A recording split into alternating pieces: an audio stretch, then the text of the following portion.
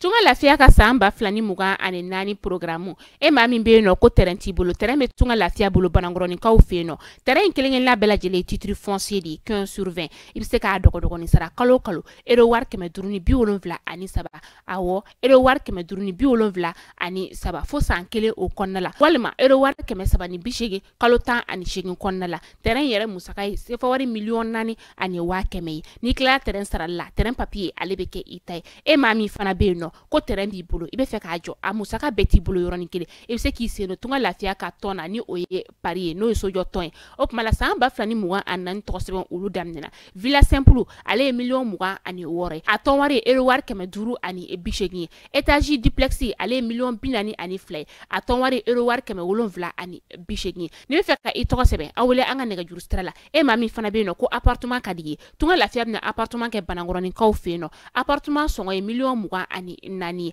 ibisa ale fana dogo ni sara ero war keme wolonvla ani mugan fo san nani o konnala awo san nani tunga lafiya nana tunga range ulu lafiya likama op mala anga nega juru sira ayo bamba 00223 72 18 42 47 walma 00336 41 94 03 80 tunga lafiya ka lanyini e femi malende munu sigleme jamana ko ka o beka se ka so kelengelen soro ba maliba ali konnala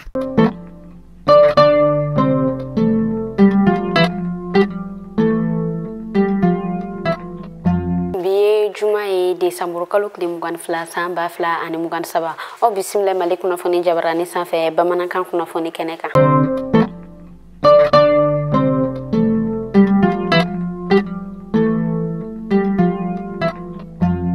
damnena amala donia ka fo abi wakati damado o yere kon bo jado ale yere kon be ka yala bololo sro sanfɛ jami yere Mamudu Diko aleni Algérie o yere kon fanga tikla mogo de kuna fonyo wa ira ka fo ko Mamudu Diko ale yere kon tara Algérie ko o yere kon make anga fanga tikla mogo uluka yamaria o yere kon konnana o ogum konnana anga ministre meno ni ale yere kon ngabara o yere kon benno maliko kan ko mani ale be boluko Abdoulaye Diop ale yere kon ne wele ko o yere kon bla Algérie ale yere kon ngala sigide mi me ambara yam no ma ka adla donia ka fo Mamudu Diko o yere kon tala ni a yere kon maka uluka yamaria kon nay o temene ko fe Algérie ministre o yere kon kala ka wele ko o yere kon bla angala sigide mi me ulu barama ka a yere kon la donia kum yere kon na wi Mamudu Diko ko o yere kon wele kata wa ira ka fo ulu Mamudu Diko wele ka sabu ke Mamudu Diko ale lamene no ko sebe anga ba malba o kon na o reato ulu ya a wele kata malikun kan ko o yere kon kuna fonya dola kenya tikila mogo alesa ulu yere kwani be ka kuna fonya di ka ira ka foko ni wakati damadon o yere kwani na ko sumaya aleni fie ko o yere kwani fanga bina bo ko sebe o yere kwani kelenu ka wele ko o yere kwani bla de masoma aleni mamunu ka bara o yere kwani beneno makoroba ulu la donma wa ira ka foko fie aleni suma ko o barka ko na bo ko sebe ko makoroba aleni demsonu ko ka hagle to ko lula ko sebe ko aniga fini grima ko odo ulula wala sa ulu be se ka kesi ko tanga ko kasabu ken wakati damado ina bana o yere ko ni chale no ko sebe femi yere ko to ko fiana bana dishidi me aleni pine mono ko ulu yere ko ni nyoko ulunanya ko sebe ko ka wili ka joke ka fini grima ko to ko uludo ni ma ko fotan na wala sa o be se ka kesi ni bana ko fotan ma chogamna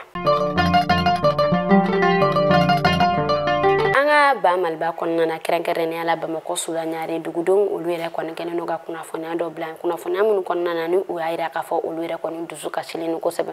u ayira ka fo sotra mambulla ulu yere kon nga ko o yere kon me ka cha dugu konna na ko ulu yere kon me ka boli choko suko do ke dugu konna na sisan no bogol choko mi ni o yere kon me ka ke sababu ka to u yere kon me ka seka ma chama ko ulu yere kon da do gere la u ayira ka fo sotra mam ulu yere kon te ka boli choko chanina ko o yere kon temene ko fe ko sotaramo yere kon konna na sitano ko fem yere kon ni prantiwe ko ulu yere kon me ka to ka mi fen choju ulu yere kon ta ko ka ma koroba ka to ka ulu yere kon dogo wa ira ka fo ko fem yere warm sen ko se ku ko o yere kon te ka soro to ni prantula ko o yere kon me ma koroba ko o yere kon be ulu buko ko ka kala to ko ulu dala magwani yere kon ne kuna fonya mi ni abola dugo don yere ko o yere kon me ka wele ko o yere kon bla fangati la mo ko ma wala sa fere o yere kon me se ka soro na chogamina fanga tigilamɔgɔw olu yɛrɛ kɔni ka kunnafoni ko kun kan a yirala k'a fɔ araba don desanburu kalo tile 20 san 2023 kɔnɔna na ko an ka fanga tigilamɔgɔw olu yɛrɛ kɔni ye an ka jamana kɔrɔnfan sarata kɛrɛnkɛrɛnnenya la u ka yɔrɔ min ni ale bɛ wele ko Aguelok a yirala k'a fɔ u yɛrɛ kɔni bɛ a sira kan. Twala Bayaya ni ale yɛrɛ kɔni kun bɛ Bamakɔ kura kaso bonba la a yirala k'a fɔ ale yɛrɛ kɔni bilala ka taa Kɛɲoroba o yɛrɛ kɔni kaso kɔnɔna na kunnafoniyaw olu y'a yira k'a fɔ Twala Bayaya ale yɛrɛ kɔni ye kuma dɔ fɔ min yɛrɛ kɔni o yɛrɛ kɔni ma kɛ fanga tigilamɔgɔ olu fɛlɛ ni o de y'a to u y'a minɛ fanga tigilamɔgɔ olu yɛrɛ kɔni ye kunnafoniya di k'a yira k'a fɔ ko Twala Bayaya ale yɛrɛ kɔni ka kiiri ko o yɛrɛ kɔni kan ka tigɛ ni Ala ye san 2024 nata yira na o yɛrɛ kɔni marisi kalo tile 12 o yɛrɛ kɔni kɔnɔna na ko da o yɛrɛ kɔni bɛ de Twala Bayaya ale ka kow la ale yɛrɛ kɔni fɛla mɔgɔw maa minnu ni olu yɛrɛ kɔni y'a ka kalandenw ye ale ni ani kanubaga jɔnjɔn halisa olu yɛrɛ kɔni bɛ wuli ka jɔ la ko ka karamɔgɔ o yɛrɛ kɔni bila ka sabu kɛ olu yɛrɛ kɔni hakilina ye min ye ko min yɛrɛ kɔni y'a to a minɛna olu yɛrɛ kɔni bɛ k'a fɔ ko a yɛrɛ kɔni ye kuma min fɔ ko o tɛ kuma jugu ye ko a yɛrɛ kɔni ye a datu min na ko o de ye jamanadenw olu ka hakɛ ye fanga tigilamɔgɔw olu y'a yira k'a fɔ ko Twala Bayaya a yɛrɛ kɔni kuma na mɛ a yɛrɛ kɔni da don la yɔrɔ la yɔrɔ min ni a yɛrɛ kɔni da o yɛrɛ kɔni kun man ka se yen nɔ ko o yɛrɛ de kɔni y'a to olu yɛrɛ kɔni ɲangeni o yɛrɛ kɔni d'a kan. Marabolo caman o yɛrɛ kɔni bɛ Ba Maliba o yɛrɛ kɔni kɔnɔna na minnu yɛrɛ kɔni ni olu yɛrɛ kɔni kalanso olu datugulen don kosɛbɛ an bɛ taa Banabakaw olu fɛ yen nɔ a yirala k'a fɔ olu yɛrɛ kɔni ka marabolo kɔnɔna na kalanso caman o yɛrɛ kɔni kun datugulen don nka u yɛrɛ kɔni ka dugu min bɛ yen nɔ ko Tabakura ko kalanso 3 ɲɔgɔn ko o yɛrɛ kɔni tilala ka datugu olu yɛrɛ kɔni fɛ yen nɔ arabadon desanburu kalo tile 20 san 2023 tɛmɛnen u y'a yira k'a fɔ olu yɛrɛ kɔni ka kalanso ninnu olu yɛrɛ kɔni bɛ ka datugu k'a sabu kɛ lakanabaliya o yɛrɛ kɔni banbagaciw ko o yɛrɛ kɔni bɛ ka don olu yɛrɛ kɔni ka marabolo kɔnɔna na walasa olu yɛrɛ kɔni ka denmisɛnninw kana kalan olu yɛrɛ kɔni bɛ ka wele ko o yɛrɛ kɔni bila fanga tigilamɔgɔ ma walasa denmisɛnninw olu yɛrɛ kɔni ka siniɲɛsigi o bɛ se ka ɲɛ cogoya min na. Arabadon desanburu kalo tile 21 san 2023 kɔnɔna na a yirala k'a fɔ an ka fanga tigilamɔgɔw olu yɛrɛ kɔni ka kɛlɛkɛfɛn min ni ale yɛrɛ kɔni bɛ yala sanfɛ a yirala k'a fɔ ko o yɛrɛ kɔni kɛla sababu ye k'a to banbagaciba dɔ min yɛrɛ kɔni ni ale yɛrɛ kɔni bɔla fanga kɔnɔna na ka taa don banbagaciw o yɛrɛ kɔni fɛ ni ale bɛ wele Asan Aga Fagaga ko ale yɛrɛ kɔni bɔnɛna ani na o yɛrɛ kɔni senfɛ u y'a yira k'a fɔ ale yɛrɛ kɔni kun bɛ baara o yɛrɛ kɔni kɛ an ka fanga tigilamɔgɔw bolo san 2010 ani ka don san 2011 o yɛrɛ kɔni kɔnɔna na ko ale yɛrɛ kɔni kun ye mɔgɔ jɔneba ye banbagaciw olu yɛrɛ kɔni ka ko kun kan an bɛ Ala deli halisa Ala ka jamana in basigi. Farikolo ɲɛnajɛ o yɛrɛ kɔni ko kun ka a yirala k'a fɔ Kamori Dunbiya ni ale yɛrɛ kɔni ye dolantanaba ye kunnafoniyaw olu yɛrɛ kɔni bɔla k'a yira k'a fɔ ko ale yɛrɛ kɔni bi o yɛrɛ kɔni dogo naani ko o yɛrɛ kɔni kɛ yɔrɔnin kelen min yɛrɛ kɔni ni o yɛrɛ kɔni kɛla kabako ye a yirala k'a fɔ ni yɛrɛ kɔni ye a yɛrɛ kɔni siɲɛ 2nan ye a yɛrɛ kɔni ka kɛ fɔlɔ u yɛrɛ kɔni ka jɛkulu o yɛrɛ kɔni kɔnɔna na ma ale yɛrɛ kɔni ka bi don fɔ siɲɛ 4 ɲɔgɔn kɔ. An bɛ taa Kucala a yirala k'a fɔ Kucala ale yɛrɛ kɔni marabolo kɔnɔna na ko fɛn min yɛrɛ kɔni tɔgɔ ye ko pullover kɛrɛnkɛrɛnnenya la yuguyugu pullover ko olu yɛrɛ kɔni ko o sɔngɔ gɛlɛyalen don kosɛbɛ u y'a yira k'a fɔ kabi desanburu kalo o yɛrɛ kɔni jɔla ko pullover minnu ni olu yɛrɛ kɔni kun bɛ feere 100 ko olu yɛrɛ kɔni sɔngɔ ta la u yɛrɛ sɔrɔ 200 300 ɲɔgɔn la feerekɛlaw olu yɛrɛ kɔni dala kan o yɛrɛ kɔni kɛla min ye ko yuguyugubali ko o yɛrɛ kɔni sɔngɔ ko o yɛrɛ kɔni gɛlɛyalen don kosɛbɛ kabi nɛnɛ o don la. An bɛ taa Kulukorokaw olu fɛ yen nɔ a yirala k'a fɔ lakɛrɛ boîte 140 ɲɔgɔn kɔ ko o yɛrɛ kɔni dɛmɛ ko o yɛrɛ kɔni donna Kulukoro ale yɛrɛ kɔni kalanso lamini bɛɛ lajɛlen kɔnɔna na min yɛrɛ kɔni ni ale yɛrɛ kɔni dɛmɛ o bɔra fanga tigilamɔgɔw o yɔrɔ u y'a yira k'a fɔ olu yɛrɛ kɔni bɛ nin dɛmɛ in don walasa ni Malaboro kalanso ninnu olu yɛrɛ kɔni bɛ se k'u yɛrɛ dɛmɛ cogo min na kalancogo cɛnni na.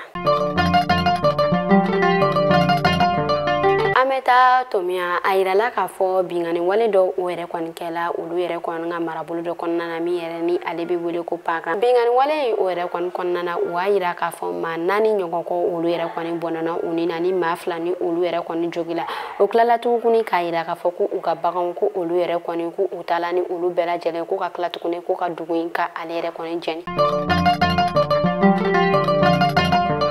An bɛ Amita kokan kibaro la kɛrɛnkɛrɛnnenya la teg a yirala k'a fɔ olu yɛrɛ kɔni fɛ yen nɔ kɛrɛnkɛrɛnnenya la u ka capitale kɔnɔna na u ka sanfɛ kalanso n'an bɛ ale min wele ko université ko o yɛrɛ kɔni école o yɛrɛ kɔni dɔ pɛrɛnna min yɛrɛ kɔni kɛla sababu ye k'a to maa 15 ɲɔgɔn ko olu yɛrɛ kɔni bɔnɛna u ni na ka maa 24 ko olu yɛrɛ kɔni jogi maa minnu yɛrɛ kɔni ni olu yɛrɛ kɔni kɛla ko in o yɛrɛ kɔni sababu o y'a yira k'a fɔ ko olu yɛrɛ kɔni lasela fanga tigilamɔgɔw olu bara.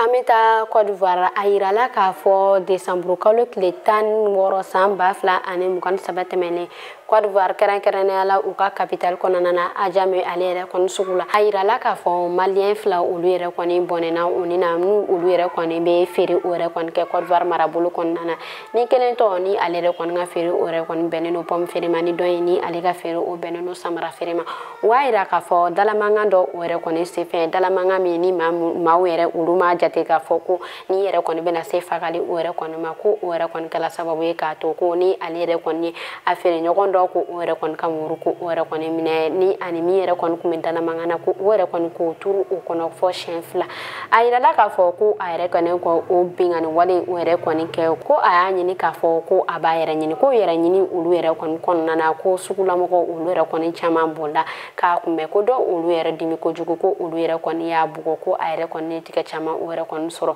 ko dɔw yɛrɛ kɔni ka bugɔli yɛrɛ kɔni taara se fɔ a kunkolo yan fan ma min yɛrɛ kɔni kɛla sababu ye k'a to ko ni min yɛrɛ kɔni ni o yɛrɛ kɔni dadigi kɛ ale kunkoloso fan dɔ la ni o yɛrɛ kɔni kɛla sababu ye k'a to ale yɛrɛ kɔni bɔnɛna ni na kunnafoniya o y'a yira k'a fɔ malien fila ninnu olu yɛrɛ kɔni fila bɛɛ bɔnɛna u ni na dalamankan o yɛrɛ kɔni senfɛ Côte d'Ivoire marabolo kɔnɔna na an bɛ ala deli badane ma ala ko du u ni alisilamɛsu bɛɛ lajɛlen ma. Ni ne kun bɛ dansigi kɛ bi kunnafoni na maa min ale ka foli b'an bolo o de ye Amidou Guindo ye ni ale yɛrɛ kɔni sigiyɔrɔ u bɛnnen don Côte d'Ivoire marabolo kɔnɔna ma kɛrɛnkɛrɛnnenya la Côte d'Ivoire suguba ale ka baara o bɛnnen don min ma o de ye tigɛdɛgɛ cɛɲumanninw feereli ye Côte d'Ivoire suguba kɔnɔna na an bɛ Côte d'Ivoire bɛɛ lajɛlen fo Amidou Guindo tɔgɔ la ka sugulamɔgɔ bɛɛ lajɛlen fo Amidou Guindo tɔgɔ la Amidou Guindo ale y'a yira k'a fɔ ale yɛrɛ kɔni ka tigɛdɛgɛ basigilen tigɛdɛgɛ min ni ale yɛrɛ kɔni bɛ se ka feere Côte d'Ivoire marabolo kɔnɔna na a bɛ se ka bɔ fɛnɛ Côte d'Ivoire kɔkanna bɛɛ lajɛlen ni e maa o maa mago bɛ tigɛdɛgɛ in na i bɛ se ka tigɛdɛgɛ in lasɔrɔ an bɛ foli belebeleba an b'a di Amidou Guindo ma ko halisa ala ka sugu ja ala ka kanu to o tɛmɛnen kɔfɛ an bɛna foli di maa min ma o de ye Musa Jara ye yan nɔ fɔ Sénégal foli belebeleba an b'o di Musa Jara ma fɔ Sénégalikaw olu fɛ yen nɔ ka Sénégal bɛɛ lajɛlen fo Musa Jara tɔgɔ la a n'a ka denbaya bɛɛ lajɛlen ni e maa o maa i bɛ fɛ i ka foli o ka kɛ i n'a fɔ ni maa ninnu ta ɲɔgɔn i b'an wele ni numéro kofɔta in na 75 71 50 31 ni ne kun bɛ dansigi kɛ bi kunnafoni na aw k'an bɛɛ siɲɛ wɛrɛ.